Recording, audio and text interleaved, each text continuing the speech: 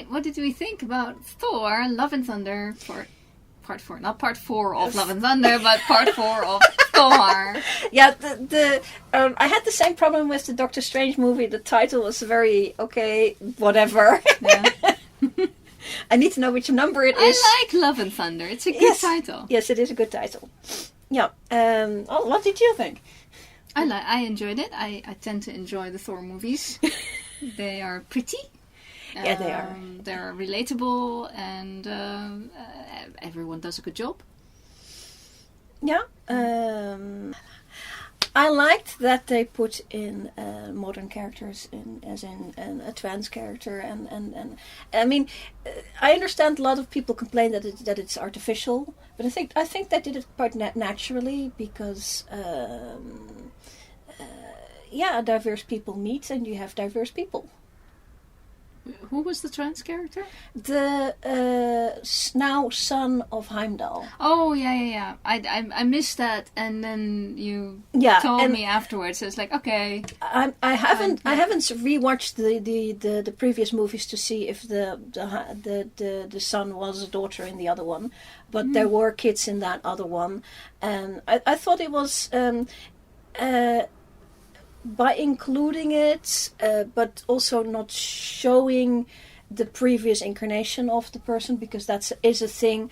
Once you are the other gender, they want the sort of decision is, okay, let's go with that and just not do the odd stuff.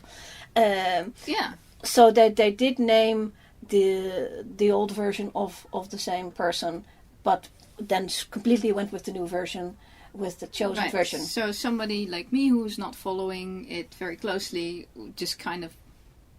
I almost missed it. I basically missed it. You basically missed it. It was mentioned, but the boy is a boy, and that's it. And on we go. And basically that's what trans is. The boy is a boy, or the girl is a girl, and let's get on with our lives. Now things can... Exactly. Continue. You just take note of new name, new face, and that's it. Yeah. Well, I like that. So that's some representation. The other representation is the rock creature. Yeah. It was a leftover from the previous movie. Non-binary? Binary? We don't know. Well, they didn't say.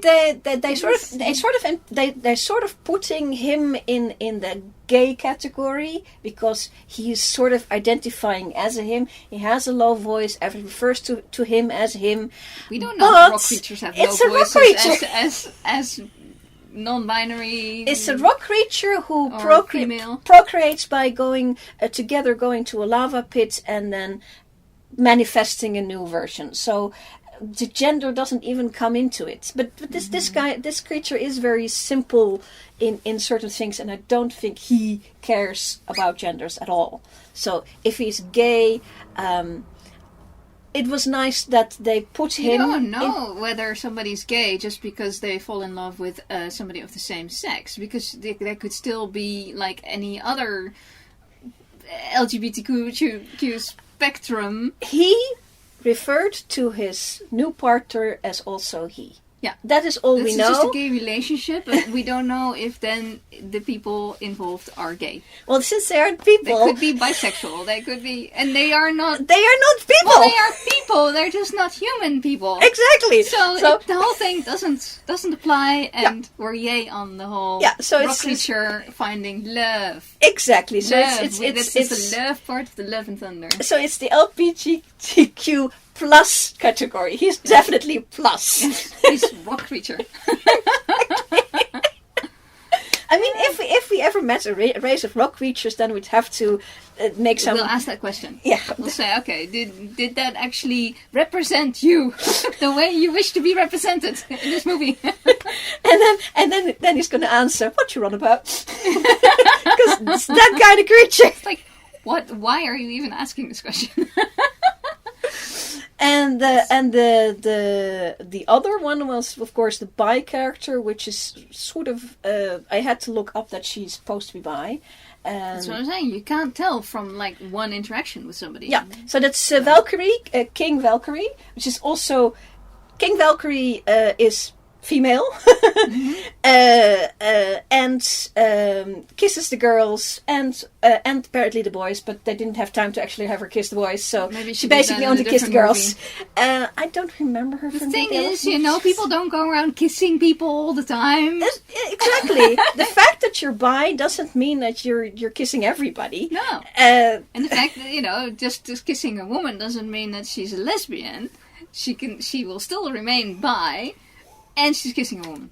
Yeah, but I actually saw an interview with the lady who plays it, and she said they wanted to include the character, but they didn't want to make it the only feature of the character. So it's which is absolutely yes. Yes, because in this storytelling world, it's about action. The actions people do. You're a superhero. You go save the world. You have powers. This is the type of action you can do. It's all about what people can do, and also what people choose to do. Yeah. Like choose to do the right thing, choose to do the wrong thing, choose to do the right thing for the wrong reasons, and the wrong thing for the right reasons. Basically, it's all about the doing. Yeah, exactly. And it's not So there's So she kisses a girl. Yeah, she actually kisses a Zeus-ette. I actually looked that up. Zeus-ette? A Zeus-ette. One of the lady companions. She had gentleman companions as well. But one of the lady companions of the Zeus character in the large parade of Easter eggs that are in this movie, which you completely missed. I missed them. But they when they come into that god place. With all the gods there, every single person there is an Easter egg of some kind. Cool. They're either from the comics, or they're from history, or from history and the comics.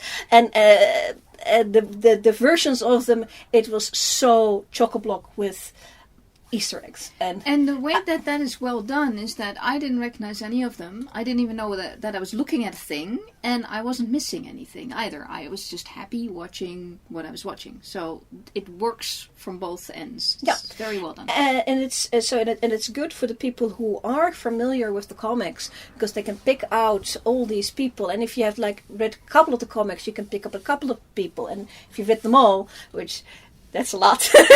Somebody will have read them all. Yeah, but they will pick them out. And what I liked about this movie, also the Ragnarok from the same director, because he did the last one as well, and the Doctor Strange movie, which was this year as well, is that they take a good look at the original comics, get something out of that, and not necessarily do the complete story, but they usually do the start of the story and then usually do their own thing, which is what they did with the bad guy here. The bad guy was introduced and pretty much the same as he is in the comics, except that details like in the comics, it is his complete family that dies out, and they sort of shorthand that into a daughter who dies dramatically. No explanation about the rest of the family, but because that's there, you kind of can infer that everyone else is already dead, or somehow no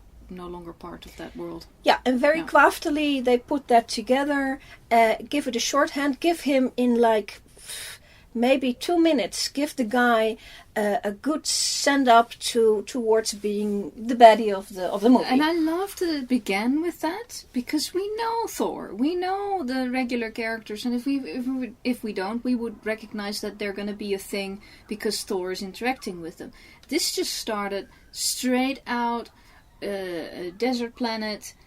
Here are two people, a very mature man and a young girl, and they bring us along with their plight and their situation before they even launch us into here's Thor, and that makes sense because you're in the theater, you've paid your money, you know where you're going, and just give me a story. And I felt like that was a fantastically good opening. Because it's not James Bond. You don't need to see James Bond do the miraculous action scene to wow you into watching the rest of the movie. No, this is we know Thor's gonna wow us anyway. So give us, why are we? What's the story that's gonna be coming up? having said all that, I do feel that after that it was very difficult to connect that he was the bad guy to that beginning scene.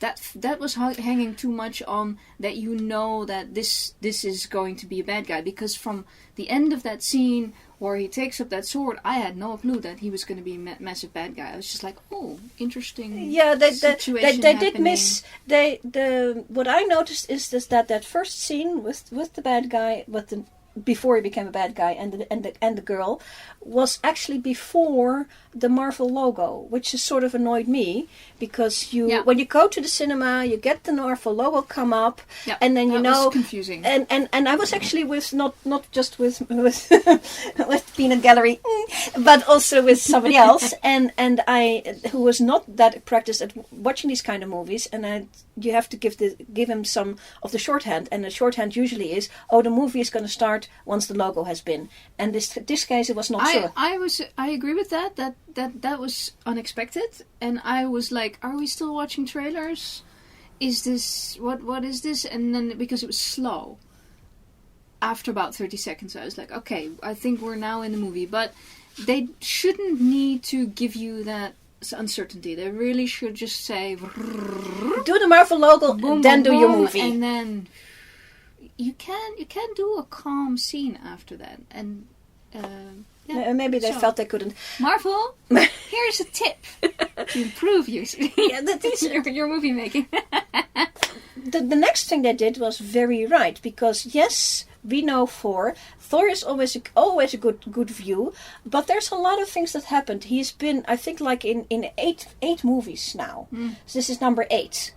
And so 3 of which were Thor movies, and the rest he's also in it. And there was a lot of stuff that happened. And what they did very craftily was have our rock friend, have Korg, just narrate some of the story like he's telling it to the kids, which is just.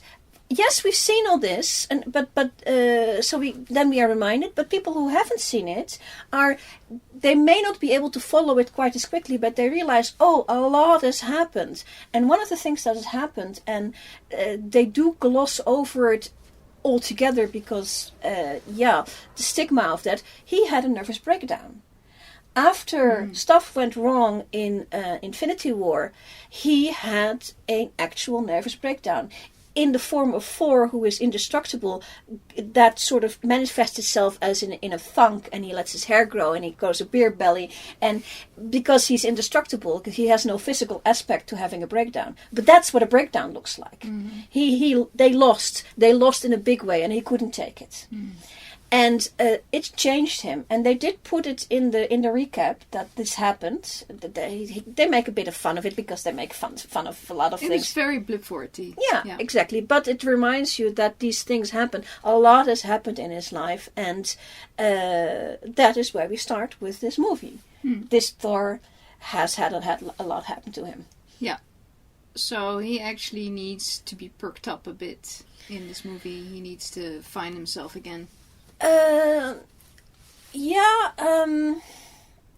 don't think that was the theme of this movie in the end.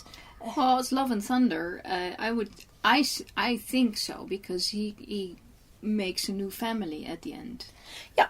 So. What they also had to, again with Korg, because Korg very good, and storytelling is because they were reintroducing Jane Foster, the Jane Foster character, who was the girlfriend from the first Thor movie and then in the second as well, but then disappeared because the actress decided to go another direction.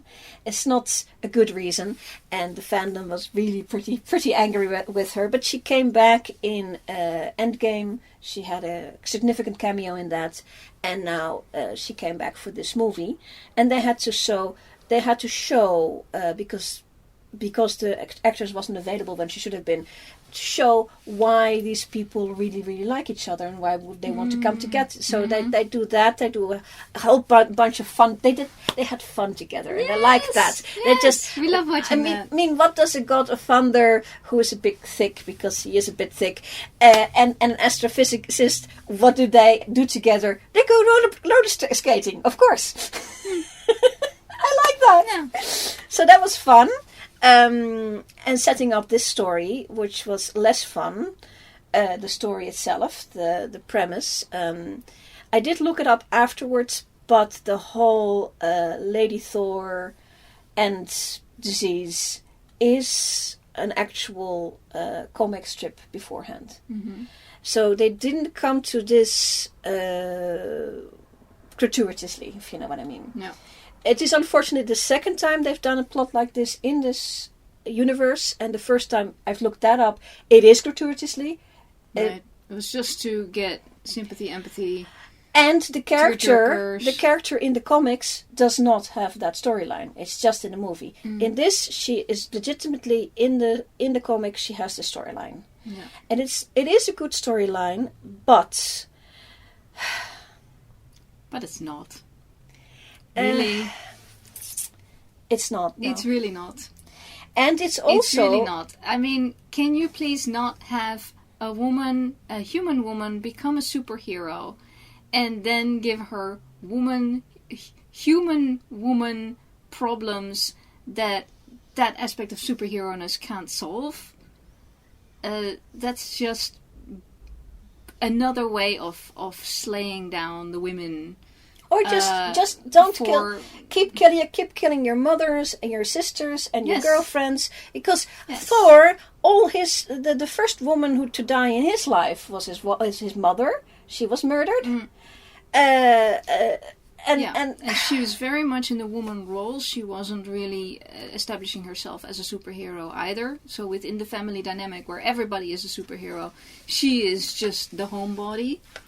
And the nurturing and all of that. I know that it's old, but this is not old storytelling. This is new storytelling. This is modern storytelling. And the comic, there's for the Lady Thor storyline, there is an older version and there's the newer version. They're doing the newer version, which is 2014, the newer version. So the comic is from 2014, when the MCU was already going, but it's not in the MCU. It is the comic verse. Well, it is now. The older version was not usable for this because it is the storyline where instead of they have an alternate reality moment where instead of Thor, who was not Thor, it was called Donald, a chap called Donald picks up the hammer, becomes Thor. It's Jane who picks up the hammer and becomes Thor. Mm. So it is a significantly different story that they couldn't have used here, because there's no way to put that in here. Yeah. And as a story, the way they did it, where she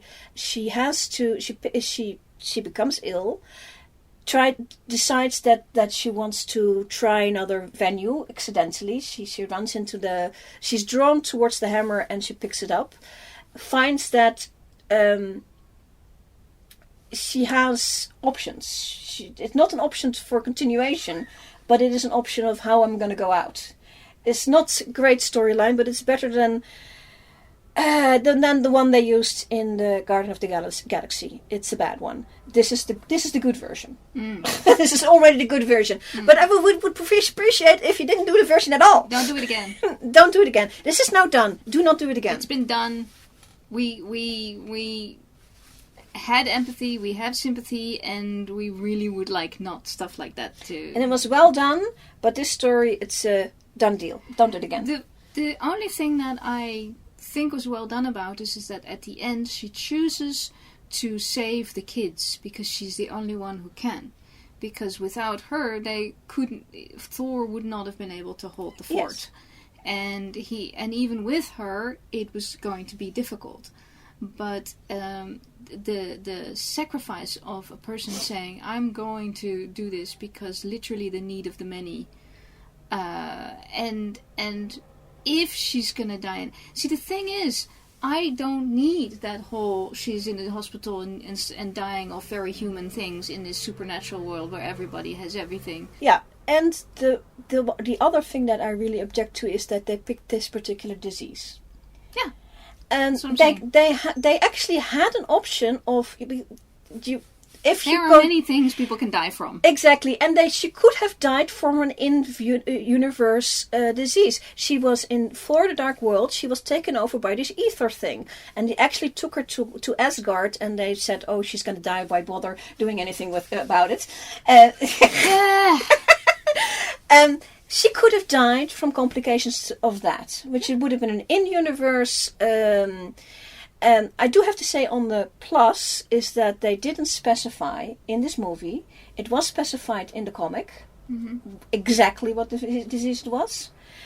Here they sort of go, okay, we give some of the wordage and you know what it is. Mm-hmm. So they don't... Because the kids can watch it and then go, oh, she's in the hospital. Oh, it's probably bad. But the adults all know. Yeah. And in the comic, they went a lot further with that. So I'm glad they missed out on that. But, yes, it is good that you picked a story that is in the comics, that is a known storyline, that they know that works. But some things, even from 2014, are now outdated. And I really object to women dying from the fact that they are women in a movie or a set of movies that is predominantly men anyway, and very, very hard to find a female superhero. Have we had any of the males dying of the male version of the same thing in there? No, none of the males are dying any other way than being in action. The only person who actually got ill was Stark from being poisoned by the polonium in his heart implant. Yeah. And that's the only person who got ill. But he extended his own life by creating an artificial heart to start with. It's like they did stuff. He did stuff to get himself. And he didn't do anything other than send her to a hospital in this one. It's like you have a universe full of all these superheroes. Somebody should be able to go zing. Yeah, and I did do some looking up, not very long, but they actually published this storyline very late. It's like in April, and it's now July when the film came out, so that's late. That they were going to do this storyline. I didn't really look in what they... I just ran into it because I wanted to know if this was in the comics. So that I did some searching. But that would be spoilers for the movie, so that maybe that's the reason why. But the thing is, they should have listened to... I'm sure there were some ladies who said, okay, rather you didn't. But there is a problem. That's the question. Do they have enough women in the production to actually have enough voice to say, listen, you're doing something really specific. And this is not representation.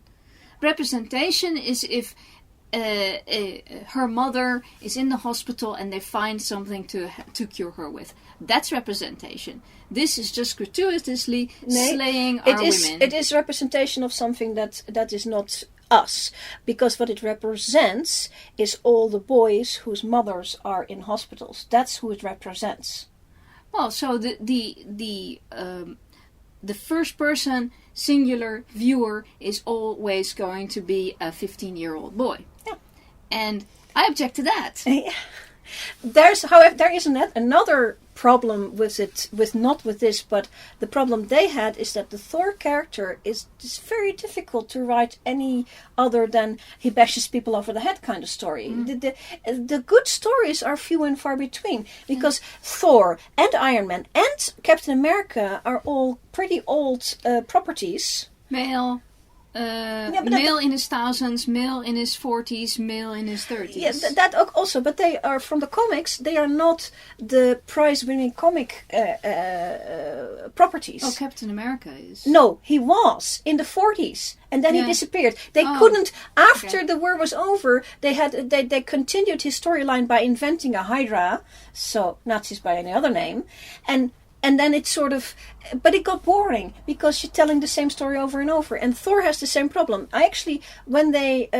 there was a cartoon from just before Iron Man happened, where they were doing the Avengers Assemble kind of thing, and they had the Thor character come in there, and they simply did not know what to do with him. So they went with he's a god of thunder, so let's have him be a nature person. So he meditates, sits on a rock and meditates and does thunder things. I don't see a problem with that. No, but it doesn't go anywhere. So they had a problem with the Lord, the God of Thunder is a problem because he's already lost. They've already used up his family. They've used up Asgard. They ran out of stories. Yeah.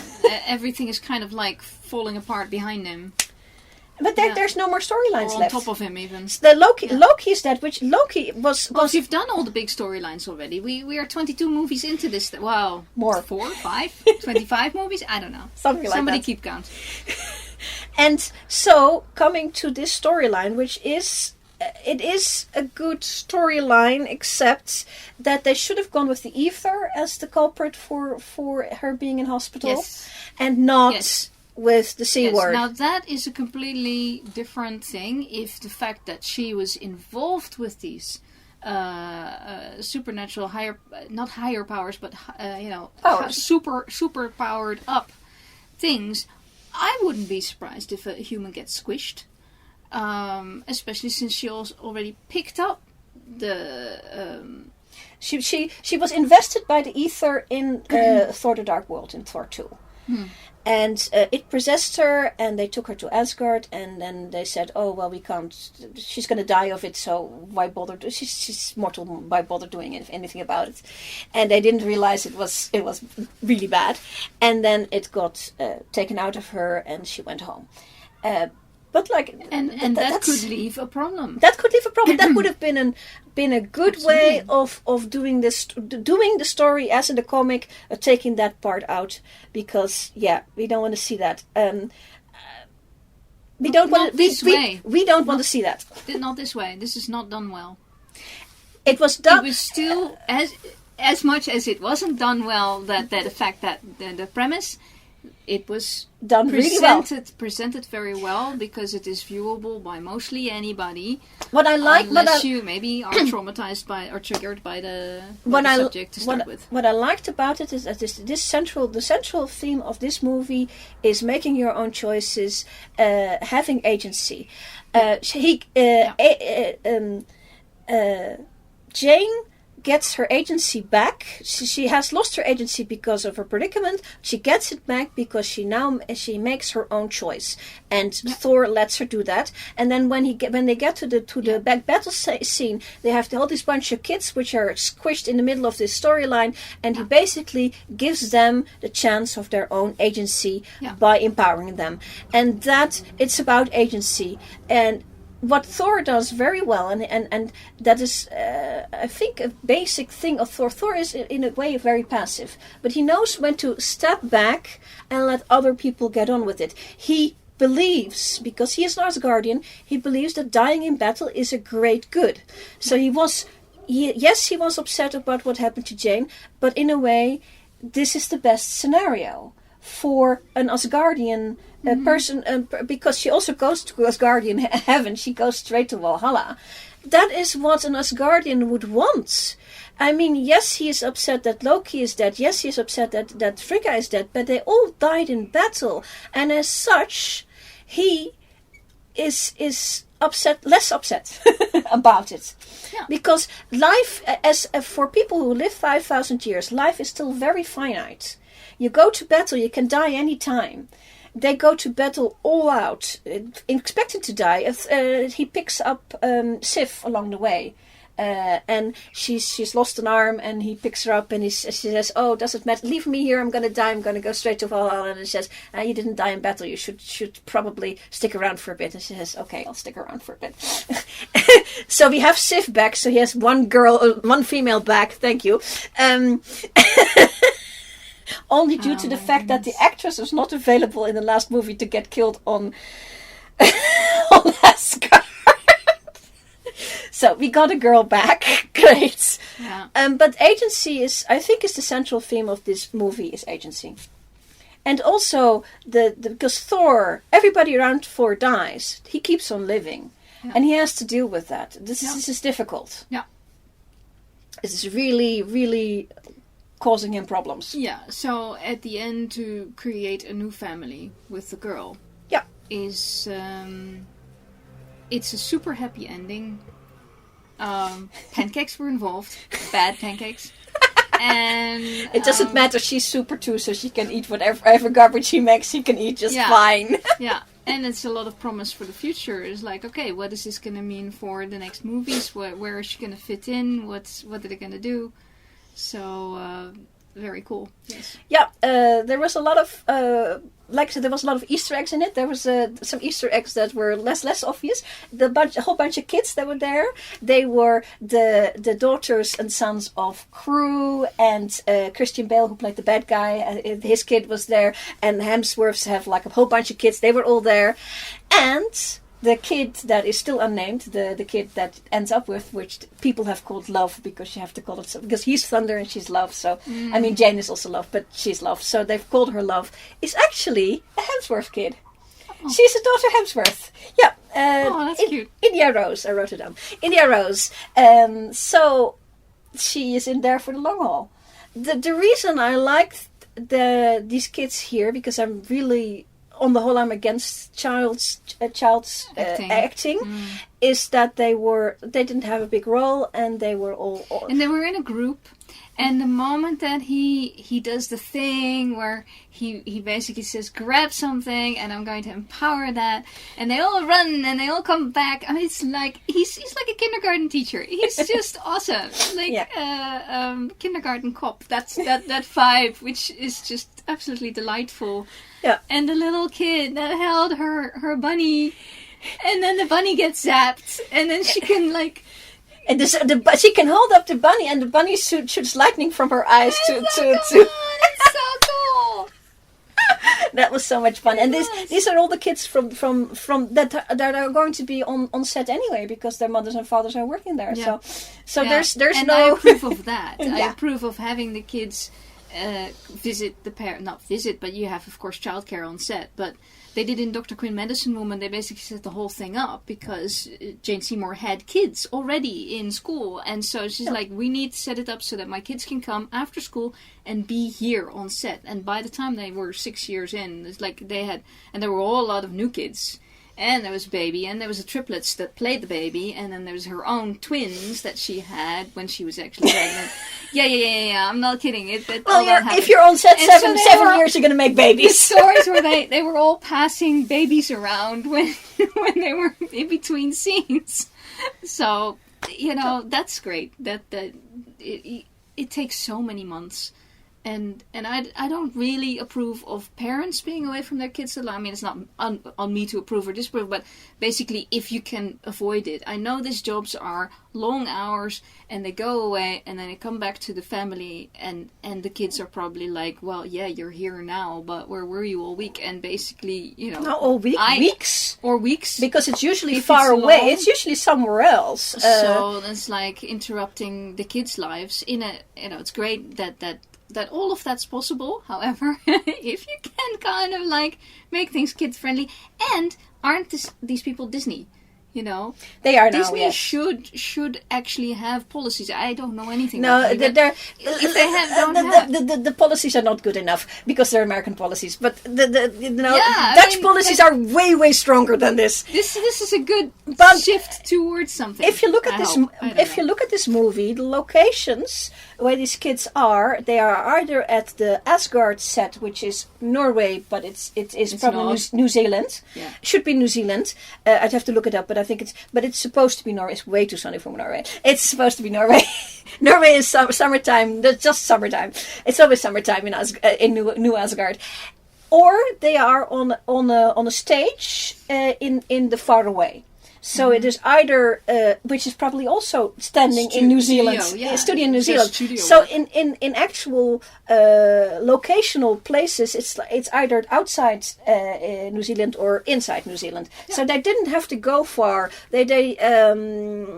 So smartly done in that way that they make sure that the whole thing is compact and in one place, which of course makes it cheaper as well, if you can do it.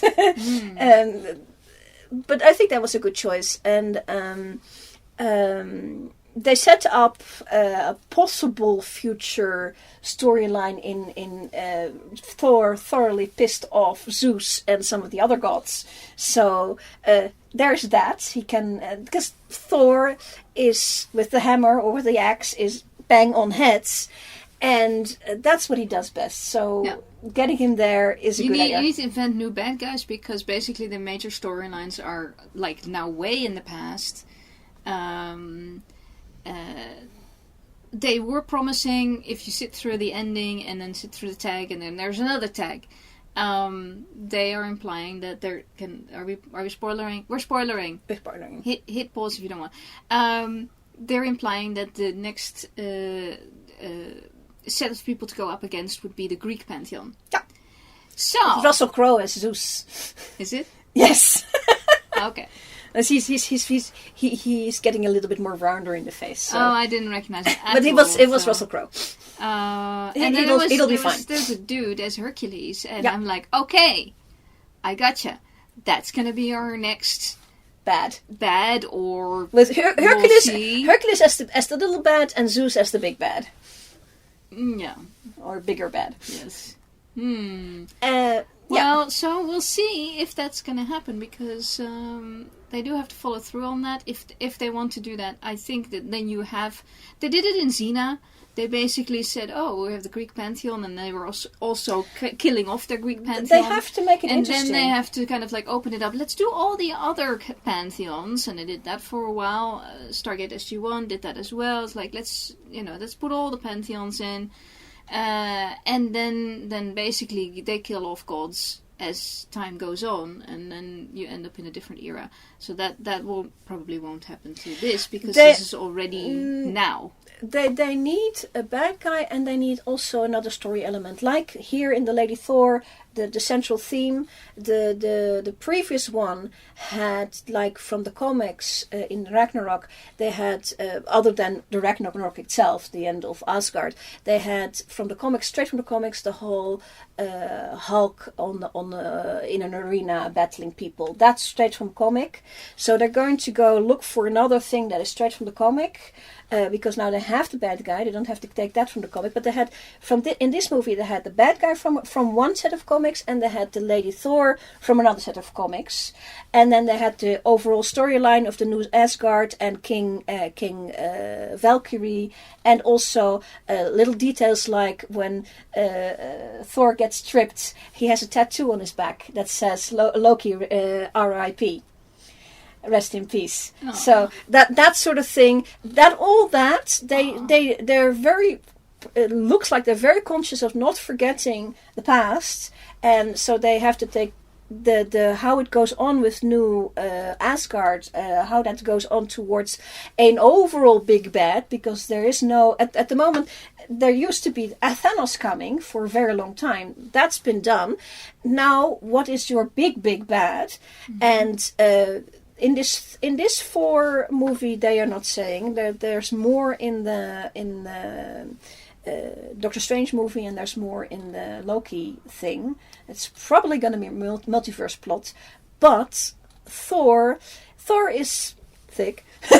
We love him, but he's thick, and multiverse is a little bit much for his kind of stories. So if he's going to be in something that has something to do with that, he's going to be one of the people helping out.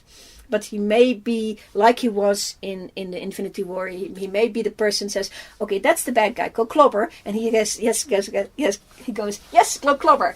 Yeah. Because understanding what's going on is not his forte. When he sits down, he explains it to him. Yes, but fast, no.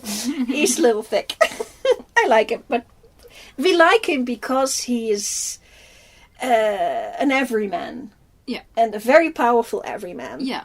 He's in his background he's completely unrelatable, but as he's being played, how the actor puts him down and just he's very, very friendly, very in that sense, like on the surface super relatable. Behind the surface we probably have no clue what's going on in his mind.